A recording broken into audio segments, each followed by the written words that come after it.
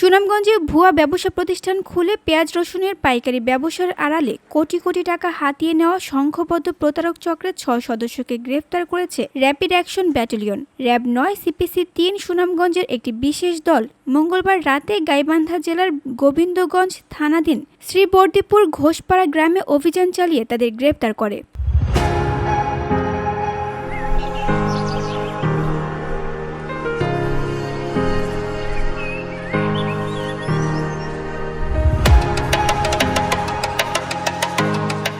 গ্রেফতারকৃতরা হলেন মোহাম্মদ রফিকুল ইসলাম সোহেল, তার স্ত্রী নার্গিস আক্তার, মোসাম্মদ শাহানা পারভিন, মোহাম্মদ মশিউর রহমান ওরফে মাসুক, মোহাম্মদ মশিউর রহমান এবং তার স্ত্রী রিনা আক্তার।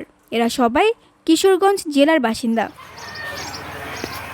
র্যাব জানায়, প্রায় ৫ থেকে ৬ মাস আগে এই সংঘবদ্ধ চক্রটি প্রতারণার উদ্দেশ্যে সপরিবারে সুনামগঞ্জ এসে বাসা ভাড়া নেয় এবং মেসার্স আবদুল্লাহ বাণিজ্যালয় নামে একটি ব্যবসা প্রতিষ্ঠান চালু করে। শুরুতে বাজার দরের চেয়ে কম দামে পেঁয়াজ রসুন ও আলু বিক্রি করে স্থানীয় ব্যবসায়ীদের আস্থা অর্জন করে তারা। পরে বড় চালানের অর্ডার দেওয়ার নামে বিভিন্ন ব্যবসায়ীর কাছ থেকে কোটি টাকারও বেশি নগদ অর্থ হাতিয়ে নেয় চক্রটি। টাকা পাওয়ার কয়েক ঘন্টার মধ্যেই তারা দোকান এবং মোবাইল ফোন বন্ধ করে পালিয়ে যায়। এই ঘটনায় এক ভুক্তভোগী ব্যবসায়ী বাদী হয়ে সুনামগঞ্জ সদর থানায় প্রতারণার মামলা দায়ের করেন। বেসিক্যালি এরা এই কাজটা করতো প্রথমে নিজেরা ইনভেস্ট করতো, নিজেদের পকেটে টাকা খরচ করেই তারা এই কম দামে পেঁয়াজ সাপ্লাইটা স্থানীয় ব্যবসায়ীদেরকে দিত।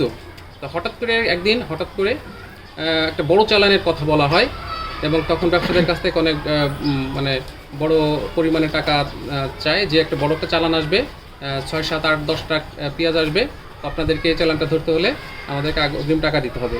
তো আগে যেহেতু তাদের সাথে এরকম লেনদেন হয়েছে, লেনদেনের কোনো ধরনের ব্যত্যয় হয় নাই, সেই ঘটনার ধারাবাহিকতায় ব্যবসায়ীরাও তাদেরকে টাকা সাপ্লাই করে।